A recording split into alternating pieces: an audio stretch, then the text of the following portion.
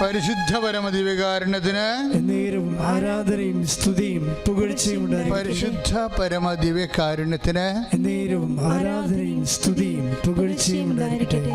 റൂത്തും ജസ്സയുടെ പേരാണ്, രക്ഷകൻ്റെ പേരാണ്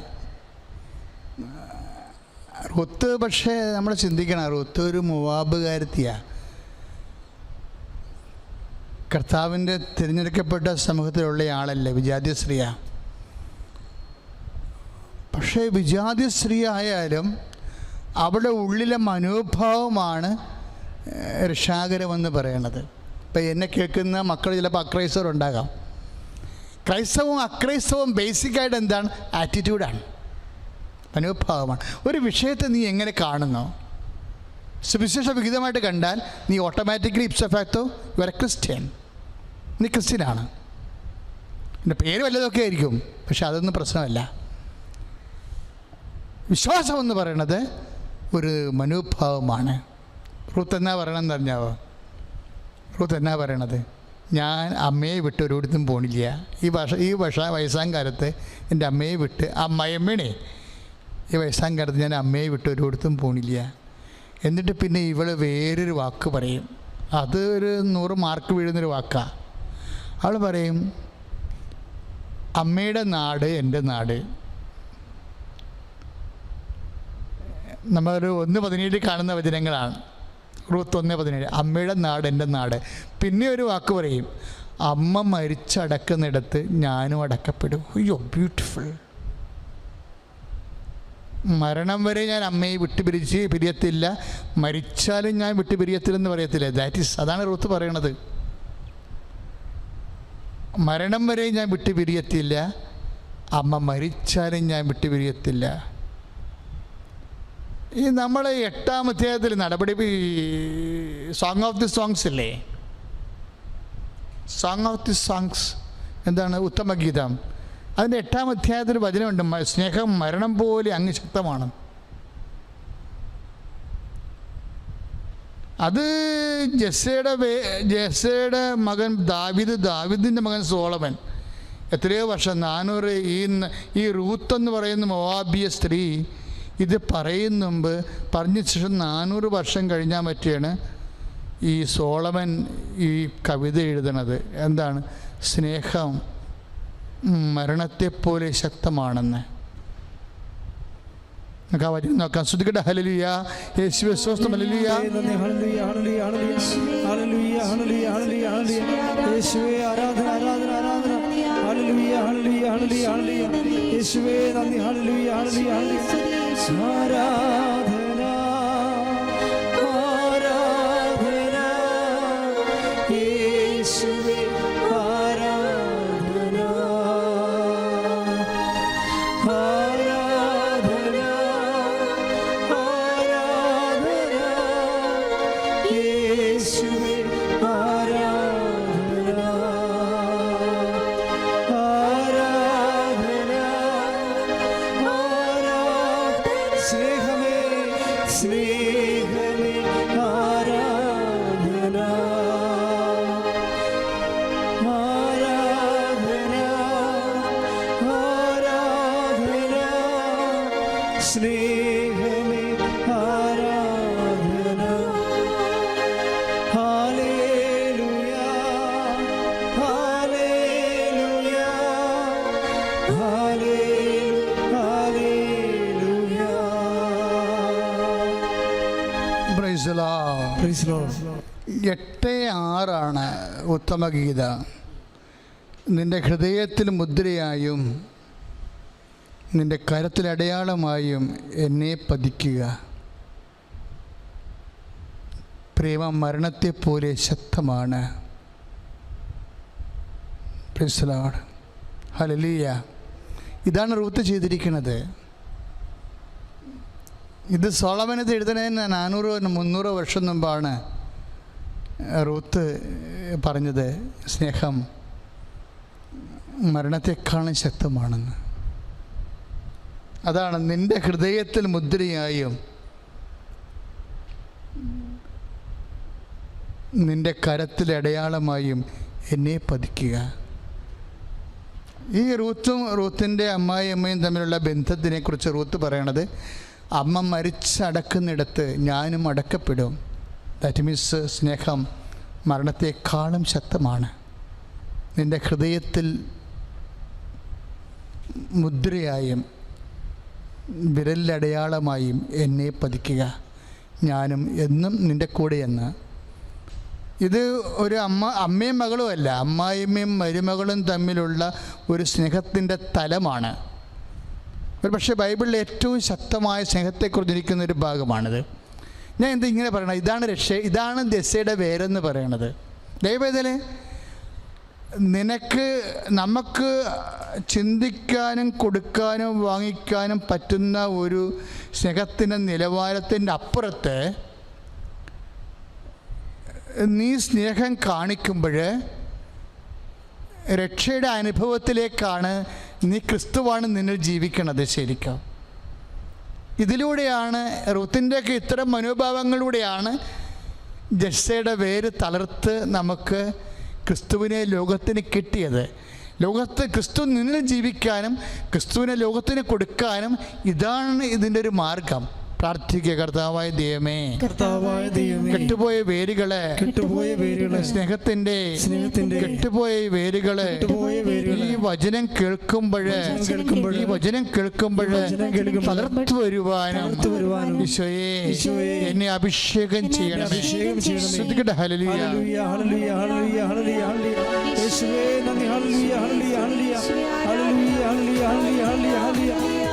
ജെസ്സയുടെ വേരുകളെ പരിശോധിക്കുമ്പോൾ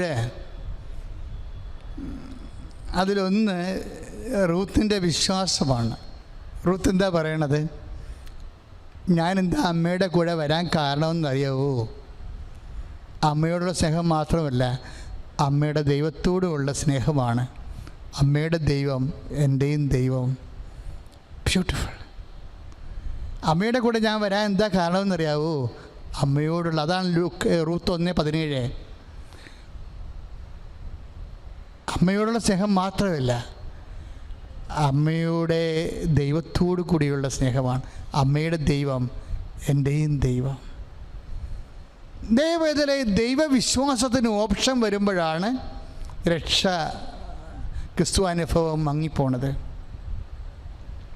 ക്രിസ്തു അനുഭവം മങ്ങിപ്പോകാതിരിക്കാൻ വേണ്ടി ദൈവവിശ്വാസം ഷാർപ്പ് ചെയ്യണം.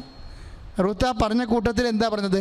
മാനുഷികമായ വിഷയം മാത്രമല്ല, അമ്മയുടെ നാട് എൻ്റെ നാട്, അമ്മയുടെ ചാർച്ചക്കാരെൻ്റെ ചാർച്ചക്കാർ, അമ്മ മരിച്ചടക്കുന്നിടത്ത് ഞാനും അടക്കപ്പെടുമെന്ന് പറയുമ്പോൾ എല്ലാം മാനുഷികമാണ്. പക്ഷെ ഒരു വാക്ക് ആ 1:17 എന്താണ്? അമ്മയുടെ ദൈവം. മോവാബുകാരത്തിയാണ്, അവൾ പറഞ്ഞതാണ് അമ്മയുടെ ദൈവം. ഞാൻ അമ്മയുടെ കൂടെ വരാൻ കാരണം ഇതാണ്, അമ്മയുടെ ദൈവം എൻ്റെയും ദൈവം. ദൈവത്തെക്കുറിച്ചുള്ള കാഴ്ചപ്പാടുകൾ ബാക്കി എന്തെല്ലാം റെഫറൻസ് വരുമ്പോഴും അത് 1-ാം സ്ഥാനം കൊടുത്താൽ അതാണ്. ഇത് ജോഷുവയുടെ വചനമാണ് ശരിക്കും. ഇപ്പം നമ്മൾ റൂത്ത് 1:17 കൂടെ വായിക്കേണ്ടത് ജോഷുവ 24:15. ജോഷുവ 24:15 അമോബിയര് നിങ്ങൾ, അത് ജോഷുവ പറയണത് ഭയങ്കര രസമാണ്. അവിടെ മോവാബിയരെ ഉദ്ദേശിക്കുന്നുണ്ട് ജോഷുവ. അതായത് ജോഷുവ 24:15 കർത്താവിനെ സേവിക്കുവാൻ, ജോഷുവ 24:15 കർത്താവിനെ സേവിക്കുവാൻ മനസ്സില്ലെങ്കിൽ നദിക്കക്കരെ നിങ്ങളുടെ പിതാക്കന്മാർ സേവിച്ച ദേവന്മാരെയോ നിങ്ങൾ വസിക്കുന്ന നാട്ടിലെ അമോര്യരുടെ ദേവന്മാരെയോ ആരെയാണെന്ന് വെച്ചാൽ സേവിക്കുക എന്നിന്ന് തന്നെ തീരുമാനിക്കുവിൻ. ഞാനും എൻ്റെ കുടുംബവും കർത്താവിനെ സേവിക്കും. ഇതിലാണ് ജോഷുവ മോസസിൻ്റെ ഒപ്പം വരണത്. മോസസിന് ശേഷം ജനത്തെ നയിക്കാനുള്ള അഭിഷേകം ജോഷുവക്ക് കിട്ടുന്ന ഈ ഒറ്റ വചനത്തിലാണ്. അമോര്യയുടെ മോവാബിയുടെ ദൈവങ്ങളുണ്ട്, ഇവിടെ ഓപ്ഷനുണ്ട്. പലതരത്തിലുള്ള ദൈവസങ്കല്പങ്ങളും ലോകത്ത് നടപ്പുണ്ട്. You can choose your option. But ഞാനും എൻ്റെ കുടുംബവും കർത്താവിനെ ആരാധിക്കാം. ദൈവസങ്കല്പത്തെക്കാൾ ഉപരി ജീവിതത്തിൽ വിശ്വസിച്ച് അനുഭവിച്ച് സത്യമാണെന്ന് ബോധ്യപ്പെട്ട എൻ്റെ കർത്താവിനെ. അതാണ് രക്ഷാകര അനുഭവത്തിൻ്റെ അകത്ത് വരുന്ന ക്ലാരിറ്റി. അതാണ് നമുക്ക് പലതും കർത്താവെന്ന് തോന്നും. സമ്പത്ത് കർത്താവെന്ന് തോന്നും, സൗന്ദര്യം കർത്താവെന്ന് തോന്നും, അധികാരം കർത്താവെന്ന് തോന്നും. അതിനൊക്കെ വേണ്ടി എത്രയോ പേരെ വിശ്വാസം ഉപേക്ഷിച്ചവർ നമ്മളെ കേരളത്തിൻ്റെ സാംസ്കാരിക നഭസിൽ തന്നെ കാണാം. അവർക്ക് എന്തെങ്കിലും അധികാരം കിട്ടും, അവർക്ക് കുറച്ച് പണം കിട്ടും, അല്ലെങ്കിൽ അവർക്ക് കല പ്രചരിപ്പിക്കാൻ കഴിയും എന്ന് കണ്ടു കഴിഞ്ഞാൽ അവർ വിശ്വാസം ഉപേക്ഷിക്കാൻ തയ്യാറാണ്. അവരുടെ പേര് പോലും നോക്കാതെ അവർ ഉപേക്ഷിച്ച് കളയും. നമ്മളത് കാണുന്നതാണ് നമ്മുടെ മുമ്പിലെ. അതുകൊണ്ട് തന്നെയാണ് 24:15 വളരെ പ്രാധാന്യം വരുന്നത്. റൂത്ത് എന്താ പറയണത്?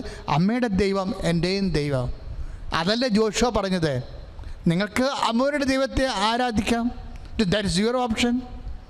നിങ്ങൾക്ക് മോവാബിയുടെ ദൈവത്തെ ആരാധിക്കാം, ദാറ്റ് ഇസ് യുവർ ഓപ്ഷൻ.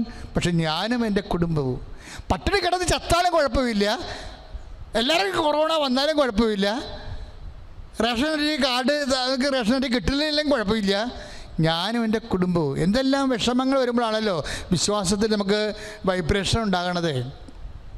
എല്ലാവർക്കും എല്ലാം എപ്പോഴും കിട്ടിക്കഴിഞ്ഞാൽ പിന്നെ ദൈവത്തിനെ വിശ്വസിക്കണം എന്താ കുഴപ്പം? അപ്പോൾ വിശ്വാസത്തിൽ എന്തെങ്കിലും തരത്തിലുള്ള ഇടർച്ചയോ നഷ്ടമോ കഷ്ടമോ ഉണ്ടാകുമ്പോൾ ആണ് നമ്മൾ വിശ്വാസത്തെക്കുറിച്ച് ചിന്തിക്കുമ്പോഴാണ് നിശ്ചയദാർഢ്യത്തോടെ ഒരു തീരുമാനം. വിശ്വസ്തത നിശ്ചയദാർഢ്യത്തെ ഒരു തീരുമാനമാണ്. ആ തീരുമാനമാണ് റൂത്ത് എടുക്കുന്നത്. ഓർക്കുക ദൈവവേദലേ, ദൈവത്തിൻ്റെ നാമത്തിൽ കളങ്കമില്ലാതെ നീ ഒരു വിശ്വാസത്തിൽ കഷ്ടകാലത്തും നഷ്ടകാലത്തും ഒരു തീരുമാനം എടുത്തു കഴിഞ്ഞാൽ അതാണ് ജെസ്സയുടെ പേരെന്ന് പറയണത്. ജെസ്സയുടെ പേര് ഒബേദിൻ്റെ പേരല്ല, ജെസ്സയുടെ പേരുമല്ല, അതിക്ക് മുമ്പുള്ളൊരു പേരാണ്. ബോവാസിൻ്റെയും റൂത്തിൻ്റെയും ഒക്കെ നിലപാടുകളാണത്, അവിടെ മനോഭാവങ്ങളാണത്. ഞാനും എൻ്റെ കുടുംബവും അമ്മയുടെ ദൈവം തന്നെ എൻ്റെ ദൈവം. അതുകൊണ്ടാണ് ഞാൻ പറഞ്ഞത് റൂത്തിൻ്റെ 1:17 ജോഷുവയുടെ 24:15 ഏതാണ്ട് ഒരേ വചനം തന്നെയാണ്. പ്രാർത്ഥിക്കുക, കർത്താവായ ദൈവമേ, കർത്താവായ ദൈവമേ, വചനങ്ങളെ വിശ്വാസത്തെ കഷ്ടവും നഷ്ടവും വേട്ടയാടുമ്പോൾ വിശ്വാസത്തിന്റെ പേരിലെ കഷ്ടമുണ്ടായാലും നഷ്ടമുണ്ടായാലും കർത്താവേ വിശ്വാസത്തിലെ ഉറച്ചു നിന്നുകൊണ്ട് ക്രിസ്തുവിനെ എൻ്റെ കുടുംബത്തിലെ ജീവിപ്പിച്ചെടുക്കുവാൻ ഉയർത്തിയെടുക്കുവാൻ എന്നെ അഭിഷേകം ചെയ്യണം. ഹല്ലേലൂയ.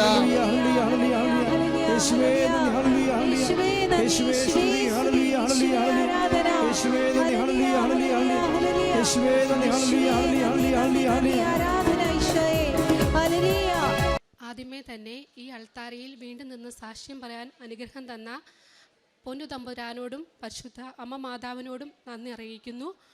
എൻ്റെ പേര് ടീന ഫ്രാൻസിസ്. ഞാൻ കോതമംഗലം രൂപത പൈങ്ങോട്ടൂർ ഇടവകയിൽ നിന്ന് വരുന്നു. ഞാൻ 2021 സെപ്റ്റംബർ 23-ാം തീയതി മുതൽ ഉടമ്പടിയിൽ ജീവിക്കുന്ന ഒരു വ്യക്തിയാണ്. എൻ്റെ രണ്ടാമത്തെ സാക്ഷ്യമാണ്. എൻ്റെ ആദ്യത്തെ സാക്ഷ്യം OET കിട്ടിയ പരിശുദ്ധാമ്മയുടെ മധ്യസ്ഥയാൽ OET കിട്ടിയതായിരുന്നു. OET കംപ്ലീറ്റ് ആയതിനു ശേഷം ഞാൻ ന്യൂസിലാൻഡിന് കഴിഞ്ഞ 2024 ജനുവരിയിൽ ന്യൂസിലാൻഡിന് ക്യാബ് കോഴ്സ് ചെയ്യാൻ പോയി. എനിക്ക് കിട്ടിയ കോളേജിൽ 3 മാസത്തെ ക്യാബ് കോഴ്സായിരുന്നു അവർ പ്രൊവൈഡ് ചെയ്തിരുന്നത്.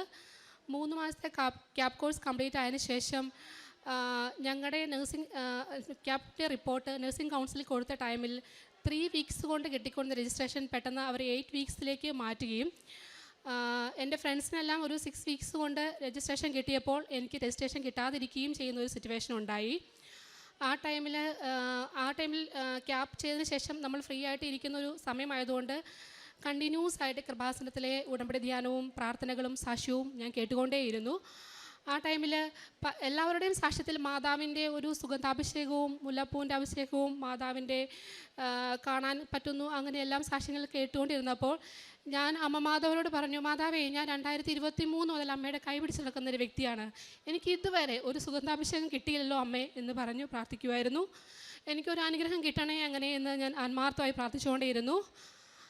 അതിനുശേഷം 7 ആഴ്ച ക്യാബ് റിപ്പോർട്ട് സബ്മിറ്റ് ചെയ്ത് 7 ആഴ്ചയായപ്പോൾ ഒരു ദിവസം 3 മണി സമയത്ത് വെളുപ്പിനെ എനിക്ക് പെട്ടെന്ന് ഒരു തണുത്ത കാറ്റോടുകൂടിയ ഭയങ്കരമായ മുല്ലപ്പൂവിൻ്റെ സുഗന്ധാഭിഷേകം ഉണ്ടായി. ആ സമയത്ത് പെട്ടെന്ന് സ്വീറ്റുമായിട്ടുള്ളൊരു സോഫ്റ്റ് വോയിസിൽ ടീന നിൻ്റെ രജിസ്ട്രേഷൻ വന്നു കേട്ടോ എന്നിങ്ങനെ ഒരു സ്വീറ്റുമായിട്ടുള്ള വോയിസിൽ മാതാവ് എൻ്റെ അടുത്ത് വന്ന് പറഞ്ഞു. അന്ന് വെളുപ്പിനെ ഒരു 10 മണി ആയപ്പോഴേക്കും എൻ്റെ രജിസ്ട്രേഷൻ കൺഫേംഡ് ആയെന്ന് പറഞ്ഞ് മെയിൽ വന്നു. അതിനുശേഷം ആ ഒരു ടൈമിൽ ന്യൂസിലാൻഡിൽ ഏറെക്കുറെ ഗവൺമെൻറ് ജോബ്സ്, നഴ്സിംഗിൻ്റെ ഗവൺമെൻറ് ജോബ്സ് ഫ്രീസ് ആയിക്കൊണ്ടിരുന്ന സമയമായിരുന്നു. ഒത്തിരി അപ്ലൈ ചെയ്യുന്നുണ്ടെങ്കിലും എല്ലായിടത്തും റിജക്ഷൻ വരുന്നൊരു ടൈം. സത്യത്തിൽ എനിക്ക് ഒരു ജോബ് ആപ്ലിക്കേഷൻ പോലും ഇടാൻ എനിക്ക് പറ്റുന്നുണ്ടായിരുന്നില്ല. അപ്പോഴത്തേക്കും എനിക്ക് നാട്ടിൽ പോകണം എന്നൊരു ചിന്ത വന്നു തുടങ്ങി. ആ ടൈമിൽ തന്നെ ന്യൂസിലാൻഡ് രജിസ്ട്രേഷൻ കിട്ടി. അപ്പോൾ തന്നെ ഓസ്ട്രേലിയ രജിസ്ട്രേഷൻ അപ്ലൈ ചെയ്തായിരുന്നു. സാധാരണ ന്യൂസിലാൻഡ് രജിസ്ട്രേഷൻ കിട്ടി 1 വീക്കോട് കൂടി ഓസ്ട്രേലിയ രജിസ്ട്രേഷൻ കിട്ടുമായിരുന്നു. അപ്പോൾ പിന്നെ പെട്ടെന്ന് തന്നെ ഞാൻ ന്യൂസിലാൻഡ് രജിസ്ട്രേഷൻ കിട്ടി. അപ്പോൾ തന്നെ ഞാൻ നാട്ടിലോട്ട് റിട്ടേൺ ടിക്കറ്റ് എടുത്തു. ആ സമയത്ത് എൻ്റെ കൂടെ ക്യാബ് ചെയ്ത എല്ലാവരും അവിടെ ന്യൂസിലാൻഡിൽ തന്നെ സ്റ്റേ ചെയ്യുന്ന സമയത്ത് പെട്ടെന്ന് ഞാനൊരു ഡിസിഷൻ എടുത്ത് നാട്ടിലോട്ട് പോരുകയാണ്. അപ്പം എനിക്ക് എൻ്റെ വേ കറക്റ്റാണോ, ഇത് എൻ്റെ തന്നെ തീരുമാനമാണോ എന്നെനിക്ക് ഭയങ്കര ടെൻഷനുണ്ടായിരുന്നു. ഞാൻ എയർപോർട്ടിലോട്ട് പോകുന്ന സമയത്ത് ഞാൻ മാതാവിനോട് പ്രാർത്ഥിക്കുമായിരുന്നു, എനിക്കൊരു തീരുമാനം എടുക്കാൻ പറ്റുന്ന അമ്മേ. ഞാൻ എല്ലാ കാര്യങ്ങളും മാതാവിനോട് അഭിപ്രായം ചോദിക്കും. എല്ലാ കാര്യങ്ങളും മാതാവിനോട് സംസാരിച്ചിട്ടാണ് ഒരു ഡിസിഷൻ എടുക്കാറുണ്ടായിരുന്നത്. അപ്പം ഞാൻ എയർപോർട്ടിലോട്ട് പോകുന്ന സമയത്ത് വലിയൊരു മഴവില്ല് കാണിച്ച് മാതാവ് എൻ്റെ ഉടമ്പടി അനുസ്മരിപ്പിച്ചു. അപ്പം എനിക്ക് മനസ്സിലായി ഞാൻ പോകുന്ന വഴി കറക്റ്റാണെന്ന്. അതിനുശേഷം ഞാൻ നാട്ടിൽ വന്ന് ഉടനെ തന്നെ കൃപാസനത്തിൽ വന്ന് എൻ്റെ ഉടമ്പടി പുതുക്കിയ സമയത്ത് ഞാൻ മാതാവിനോട് പറഞ്ഞു, ഒരു സ്ഥിരീകരണം കൂടെ, ഞാൻ പോണ വഴി കറക്റ്റാണെന്ന്. അമ്മേ, എല്ലാവരും ന്യൂസിലാൻഡിൽ തന്നെ സ്റ്റേ ചെയ്യുക, എനിക്കിപ്പോൾ ഒരു ജോലി ഇല്ലല്ലോ അമ്മേ, ഞാൻ എന്ത് ചെയ്യും? അപ്പം ഞാൻ അമ്മയോട് പ്രാർത്ഥിച്ചുകൊണ്ടേ ഇരുന്നു. ഇവിടെ വന്ന് ഞാൻ നിയോഗം എഴുതി എൻ്റെ ഓസ്ട്രേലിയ രജിസ്ട്രേഷൻ എന്ന് നിയോഗം എഴുതി ആ മൊമെൻറ്റിൽ, കറക്റ്റ് ആ മൊമെൻറ്റിൽ എനിക്ക് മെയിൽ വന്നു എൻ്റെ ഓസ്ട്രേലിയ രജിസ്ട്രേഷൻ കൺഫേം ആയെന്ന്. അപ്പോൾ എനിക്ക് ഉറപ്പായി ഞാൻ പോകുന്ന മാതാവിൻ്റെ വഴി തന്നെയാണെന്ന്. അതിനുശേഷം ഞാൻ ജോബിന് അപ്ലൈ ചെയ്യാൻ തുടങ്ങി. എല്ലായിടത്തും ഞാൻ അപ്ലൈ ചെയ്യുമ്പോൾ മാതാവിൻ്റെ തൈലം വെച്ചിട്ട് കുരിശ് വരച്ച് കൃപാസനത്തിലെ ഉപ്പ് ആ ഹോസ്പിറ്റലിനെ മനസ്സിൽ കണ്ട് കൃപാസനത്തിൻ്റെ ഉപ്പ് അതിൻ്റെ അതിർത്തി വഴി ഇട്ട് ആണ് ഞാൻ ആപ്ലിക്കേഷൻ അയച്ചുകൊണ്ടിരുന്നത്. 3 മാസം ഞാൻ കണ്ടിന്യൂസ് ആയിട്ട് ആപ്ലിക്കേഷൻ അയച്ചു. പക്ഷേ എനിക്ക് എല്ലാം റിജക്ഷൻ. അന്നേരത്തിന് അമ്മയോട് പറഞ്ഞു, അമ്മേ, എൻ്റെ കൂടെ ഓൾമോസ്റ്റ് എല്ലാവർക്കും ക്യാപ്പ് ചെയ്തവർക്ക് ജോലിയായി, പക്ഷേ എനിക്കൊരു ജോലി പോലും കിട്ടിയില്ല അമ്മേ, ഒരു ഇൻ്റർവ്യൂ പോലും എനിക്ക് അറ്റൻഡ് ചെയ്യാൻ പറ്റിയില്ല. ഞാനത് പറഞ്ഞ് മാതാവിനോടത് പരാതിയല്ല, ഒരു സങ്കടമാണ് പറഞ്ഞത്. അപ്പോഴത്തേക്കും എന്നെ ഒരു ഏജ്ഡ് കെയറിൽ നിന്ന് വിളിച്ചിട്ട് പറഞ്ഞു, ടീന നീ ഇൻ്റർവ്യൂ ചെയ്യാൻ റെഡിയാണോ? എനിക്ക് ചൊവ്വാഴ്ചകളാണ് ആ ടൈമിലെല്ലാം അനുഗ്രഹം വന്നുകൊണ്ടിരുന്നത്. ചൊവ്വാഴ്ച ഇൻ്റർവ്യൂ ചെയ്യാൻ നിനക്ക് ഞാൻ അറേഞ്ച് ചെയ്യാൻ ചൊവ്വാഴ്ച ഒരു ഇൻ്റർവ്യൂ. ഓക്കെ, ഞാൻ ഇൻ്റർവ്യൂ അറ്റൻഡ് ചെയ്തു. അത് ആ മാമൻ്റെ അടുത്ത് പറഞ്ഞു അത് 100% സക്സസ്ഫുള്ളാണ്, പക്ഷേ അവർ എനിക്ക് ഓഫർ തന്നില്ല. അതിനുശേഷം എനിക്ക് ചടപട ഇൻ്റർവ്യൂ ആയിരുന്നു 5 ഗവൺമെൻറ് ഹോസ്പിറ്റലിൽ നിന്ന്. ഞാൻ ഏജ്ഡ് കെയറിൽ ആപ്ലിക്കേഷൻ കിട്ടി ഒരു ഇൻ്റർവ്യൂ അറ്റൻഡ് ചെയ്യാൻ വെയിറ്റ് ചെയ്തത് എനിക്ക് മാതാവ് എനിക്ക് 5 ഗവൺമെൻറ് ഹോസ്പിറ്റലിൽ നിന്ന് എനിക്ക് ഇൻ്റർവ്യൂ തന്നു. അതിൽ ഏറ്റവും ബെസ്റ്റായിട്ടുള്ള 2 ഹോസ്പിറ്റലിൽ എനിക്ക് ജോലിയും തന്നു. ഈ ഓരോ ആപ്ലിക്കേഷനും ഞാൻ തൈലം തൊട്ട് ഉപ്പിട്ട് പ്രാർത്ഥിച്ചാണ് അപ്ലൈ ചെയ്തുകൊണ്ടിരുന്നത്. ഓരോ ഇൻ്റർവ്യൂ അറ്റൻഡ് ചെയ്യുമ്പോഴും ഞാൻ എൻ്റെ ഇൻ്റർവ്യൂ പാനലുള്ള ഓരോ വ്യക്തികളെയും ഓർത്ത് അവർക്ക് പകരമായിട്ട് എൻ്റെ നെറ്റത്ത് തൈലം തൊട്ട് കുരിശ് വരയ്ക്കും. അപ്പം ഞാൻ ഇൻ്റർവ്യൂ പാനൽ ഇപ്പം നമുക്ക് മെയിൽ വരുമ്പം ഇത്ര പേര് ഇൻ്റർവ്യൂവിന് ഉണ്ടാവും എന്ന് പറഞ്ഞാൽ നമുക്ക് മെയിൽ വരും. ആ ടൈമിൽ അവർ ഓരോരുത്തരെയും ഓർത്ത് ഞാൻ ആ കമ്പ്യൂട്ടർ സ്ക്രീനിലും കുരിശ് വരച്ച് ഉപ്പിട്ട് പ്രാർത്ഥിച്ച് കാശ് രൂപം കയ്യിൽ പിടിച്ച് ബൈബിൾ ഇപ്പുറം സൈഡിൽ വെച്ചാണ് ഇൻ്റർവ്യൂ അറ്റൻഡ് ചെയ്യുന്നത്. അതിനുശേഷം 2 ഹോസ്പിറ്റലിൽ നിന്ന് എനിക്ക് വന്നതിൽ ഏറ്റവും ബെസ്റ്റായിട്ടുള്ള 2 ഹോസ്പിറ്റലിൽ നിന്ന് എനിക്ക് ജോബ് ഓഫർ ഓപ്പർച്യൂണിറ്റി വന്നു കഴിഞ്ഞപ്പം ഒരെണ്ണം എനിക്ക് വർക്ക് വിസയും ഒരെണ്ണം എനിക്ക് PR വിസയാണ് തന്നത്. ഫസ്റ്റ് എനിക്ക് വന്നത് PR വിസയുടെ ഓപ്പർച്യൂണിറ്റിയാണ്. അപ്പം എൻ്റെ PR വിസയ്ക്ക് നമ്മൾ ഇടണമെങ്കിൽ സ്കിൽ അസസ്മെൻ്റ് എന്ന് പറഞ്ഞൊരു സംഭവം ചെയ്യണം. ഞാനത് ചെയ്തിട്ടുണ്ടായിരുന്നില്ല. അപ്പോൾ എൻ്റെ ഫ്രണ്ട്സ് എല്ലാവരും പോയത് വർക്ക് വിസയ്ക്കാണ്. അപ്പോൾ ഞാൻ വിചാരിച്ചു എനിക്ക് ഒരിക്കലും ഒരു PR വിസ ഒന്നും കിട്ടത്തില്ല. കാരണം ഞാൻ ന്യൂസിലാൻഡ്, UK, അയർലൻഡ് അങ്ങനത്തെ ഒരു സ്ഥലത്തൊന്നും വർക്ക് ചെയ്തിട്ടില്ല. ഞാൻ ഡയറക്റ്റാണ് ജസ്റ്റ് സൗദിയിൽ വർക്ക് ചെയ്തിട്ടുള്ളൂ, അല്ലാതെ ഇംഗ്ലീഷ് സ്പീക്കിംഗ് കൺട്രീസിലൊന്നും വർക്ക് ചെയ്തിട്ടില്ല. അപ്പോൾ എനിക്കൊരു PR വിസ ഒന്നും കിട്ടാനുള്ള ഒരു ഇതൊന്നും എനിക്കില്ല. അങ്ങനെ വിചാരിച്ച് ഞാനിരുന്നു. അതുകൊണ്ട് സ്കിൽ അസസ്മെൻറ്റ് ഞാൻ പർപ്പസ്ഫുള്ളി വായിച്ചു. എന്നിട്ട് എനിക്ക് പിന്നെ ഒരു ഡിസിഷൻ എടുക്കാൻ പറ്റുന്നില്ല. ഇനി സ്കിൽ അസസ്മെൻറ്റ് കഴിഞ്ഞ് ഞാൻ PR ഇടുമ്പോഴത്തേക്കും കുറേ നാളുകളെടുക്കും. അതേസമയം വർക്ക് വിസയാണെങ്കിൽ ഒരു 2-3 മന്ത്സിനുള്ളിൽ എനിക്ക് കയറി പോകാമല്ലോ. അപ്പോഴത്തേക്കും ഞാൻ ആ ഹോസ്പിറ്റലിൽ വീണ്ടും റിക്വസ്റ്റ് ചെയ്തു, എനിക്കൊരു വർക്ക് വിസ തരാമോ, എൻ്റെ സ്കിൽ അസസ്മെൻ്റ് ഒന്നും കഴിഞ്ഞിട്ടില്ല. അപ്പോൾ അവർ വീണ്ടും എൻ്റെ അടുത്ത് പറഞ്ഞു, ടീന നിനക്ക് ഞങ്ങൾ PR ആണ് ചെയ്യുന്നത്, നീ അതിനു വേണ്ടി മുമ്പോട്ട് പോവുകയാണോ എന്ന് ചോദിച്ചു. അപ്പോൾ എനിക്കൊരു ഡിസിഷൻ എടുക്കാൻ പറ്റില്ല. അപ്പോൾ വേറൊരു ഹോസ്പിറ്റലിൽ പ്രോസസ്സ് നടക്കുന്നുണ്ട് വർക്ക് വിസയുടെ, പക്ഷേ ഇതാണ് ഫസ്റ്റ് വരുന്നത്, PR വിസയുടെ ഓപ്ഷനാണ് ഫസ്റ്റ് വന്നത്.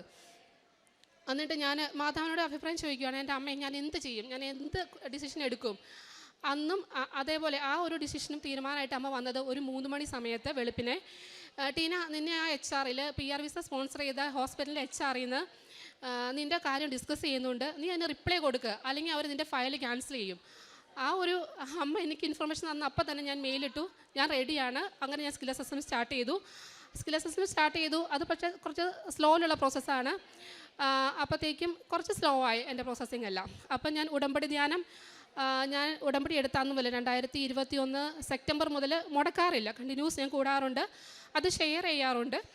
അപ്പം ആ ഒരു ഉടമ്പടി ധ്യാനത്തിൽ, അതായത് ഒക്ടോബർ 2024 ഒക്ടോബർ 22 ഉടമ്പടി ധ്യാനത്തിൽ ജോസഫ് അച്ഛൻ പറയുന്നുണ്ട്, ഒച്ച പോലെ ഉഴയുന്ന ഒരു കാര്യം, ഒരു പ്രോസസ്സിങ്, വിസ പ്രോസസ്സിങ്, അങ്ങനെ എന്തോ ഒരു കാര്യം പെട്ടെന്ന് മാതാവ് കയ്യിലെടുക്കുന്നു, പെട്ടെന്ന് അത് സ്പീഡപ്പ് ആവുന്നു. ഒരു 6 എന്നൊരു തീയതി ഇട്ട് പ്രാർത്ഥിക്കുന്നുണ്ട് അതിന് എന്ന് ജോസഫ് അച്ഛൻ ഉടമ്പടി ധ്യാനത്തിൽ പറഞ്ഞായിരുന്നു. അതിനൊരു സ്ഥിരീകരണമാണെന്നുള്ള നിലയിൽ ഈ വരുന്ന ദിവസങ്ങളിൽ മഴവില്ല് കാണുമെന്ന് അങ്ങനെ ഞാൻ വിശ്വസിച്ചു. അത് ഞാനാണ്, എൻ്റെ പ്രോസസ്സിംഗ് ആണ്. ഞാനതുകൊണ്ട് അത് ചൊവ്വാഴ്ച ഉടമ്പടി ധ്യാനം കഴിഞ്ഞ് ബുധനാഴ്ച ഞാൻ മഴവില്ല് നോക്കിയിരിക്കുക. ബുധനാഴ്ച നോക്കി, വ്യാഴാഴ്ച ഒക്ടോബർ മാസമാണ്, കൊന്ത നമസ്കാരം നടക്കുന്ന സമയമാണ്. വൈകിട്ട് ജപമാല കഴിഞ്ഞ്, പള്ളിയിലെ ജപമാല കഴിഞ്ഞ് തിരിച്ചു വന്നപ്പോഴത്തേക്കും കിഴക്ക് വശത്ത് വലിയൊരു മഴവില്ല് കാണിച്ച് അമ്മ അത് സ്ഥിരീകരിച്ചു, ഉടമ്പടി അനുസ്മരിച്ചു എൻ്റെ. അങ്ങനെ മാതാവ് എനിക്ക് ഒരു വർക്ക് വിസയ്ക്ക് വേണ്ടി ഞാൻ ചോദിച്ചിരുന്ന സ്ഥലത്ത് എനിക്ക് ഓസ്ട്രേലിയ ഒരു ഗവൺമെൻറ് ഹോസ്പിറ്റലിൽ പെർമനൻറ്റ് റെസിഡൻസി വിസ തന്ന് അനുഗ്രഹിച്ചു. മാതാവിൻ്റെ മംഗളവാർത്തയുടെ ദിവസം, അതായത് മാർച്ച് 25 ഞാനത് മാതാവിനോട് മംഗളവാർത്തയുടെ സന്തോഷമായിട്ട് എനിക്ക് വിസ തരണേ അമ്മയെന്ന് പ്രാർത്ഥിച്ചുകൊണ്ടിരുന്നു.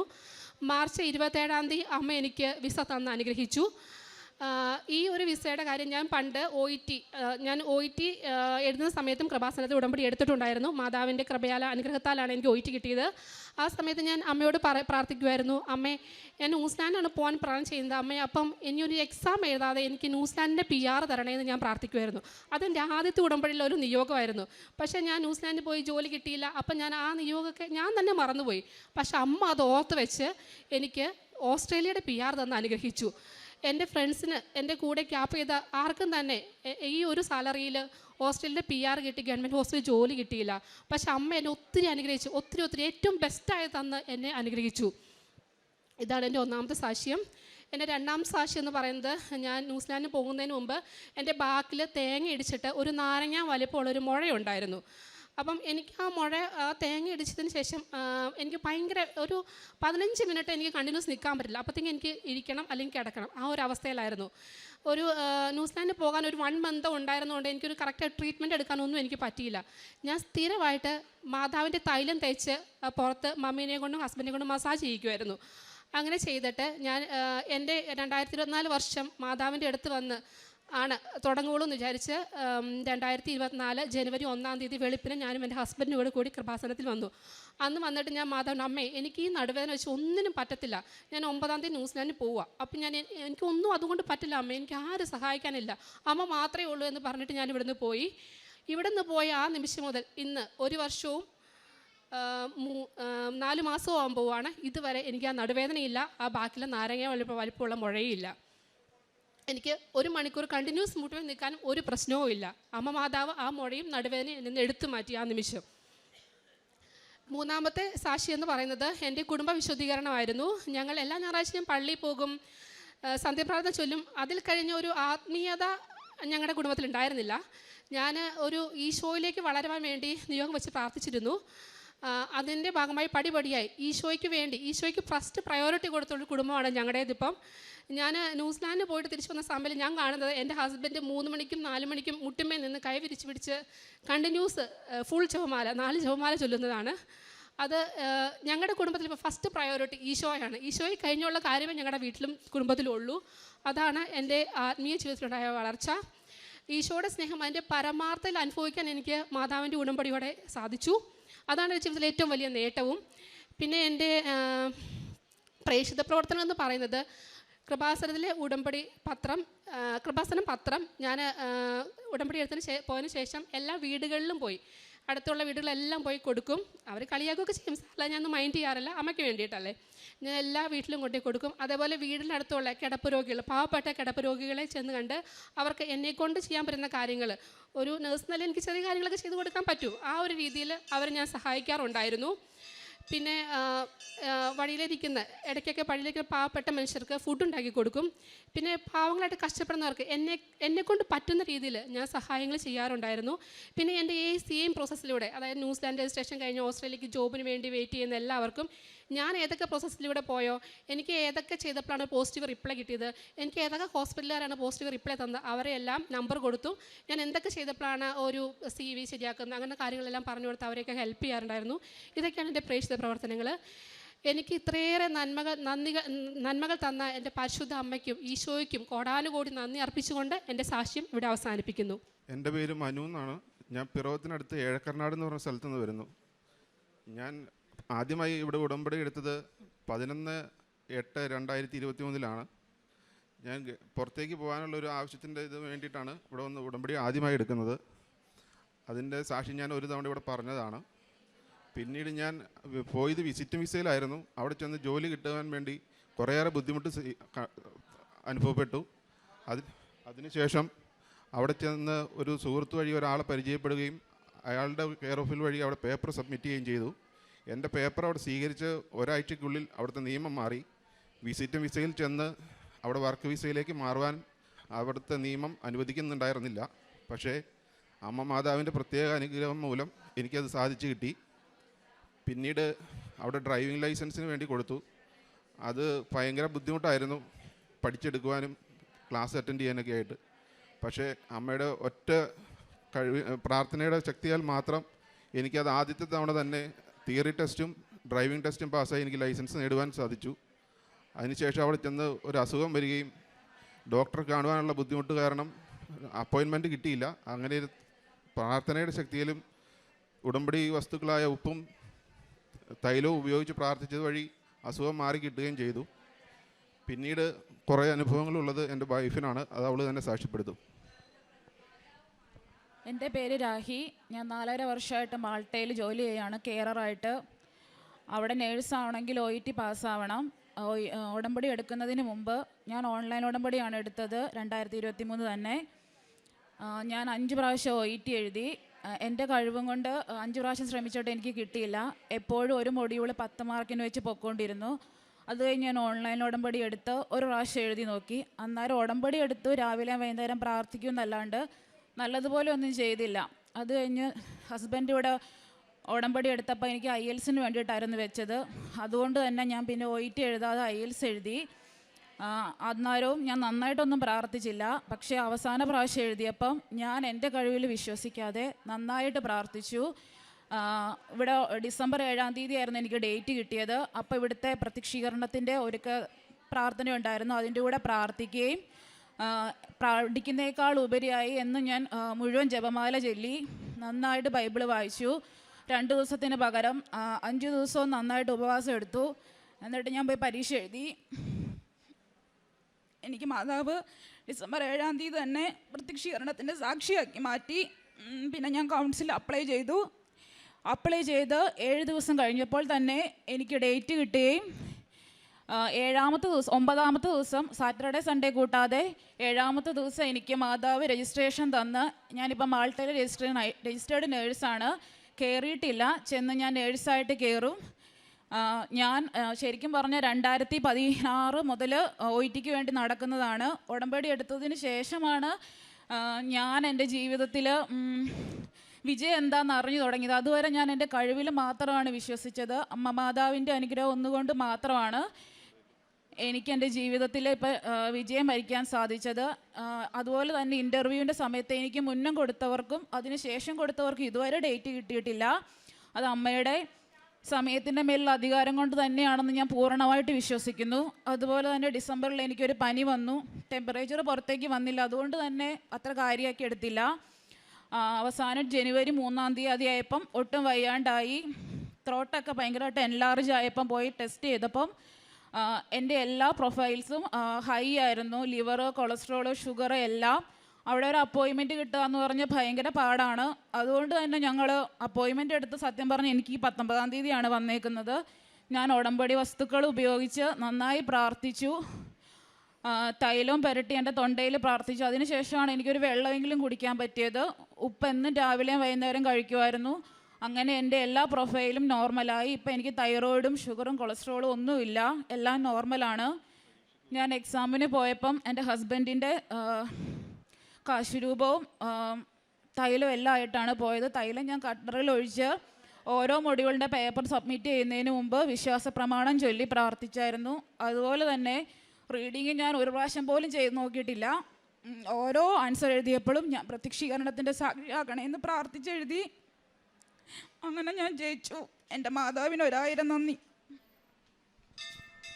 കാരുണ്യ പ്രവൃത്തി എന്ന് പറഞ്ഞാൽ ഞങ്ങൾ അവിടെ വേണമെങ്കിലും ഓൺലൈനിലൂടെ കാണുന്ന ഈ ചികിത്സാ സഹായത്തിന് കാണുന്ന ആൾക്കാർക്കൊക്കെ കഴിവിൻ്റെ അനുസരിച്ച് തന്നെ അവിടെ നിന്ന് അക്കൗണ്ട് വഴി പൈസ ഇട്ട് കൊടുക്കാറുണ്ട്.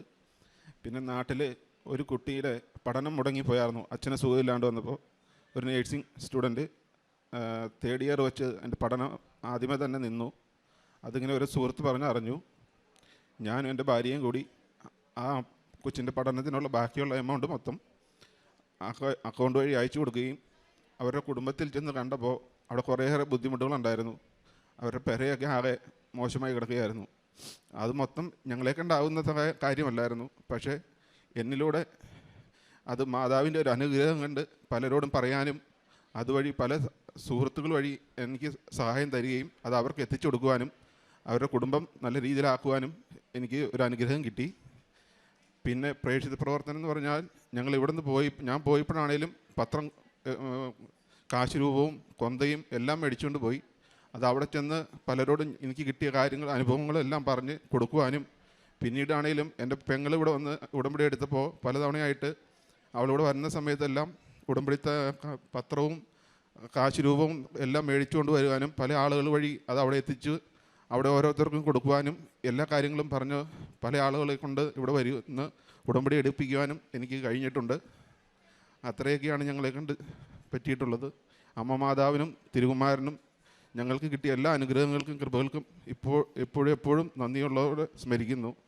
ഞങ്ങളുടെ ജീവിതകാലം മുഴുവൻ ഉടമ്പടിയിൽ തന്നെ തുടരുമെന്നും ഞങ്ങൾ ഇവിടെ പ്രാർത്ഥനയോടെ പറയുന്നു.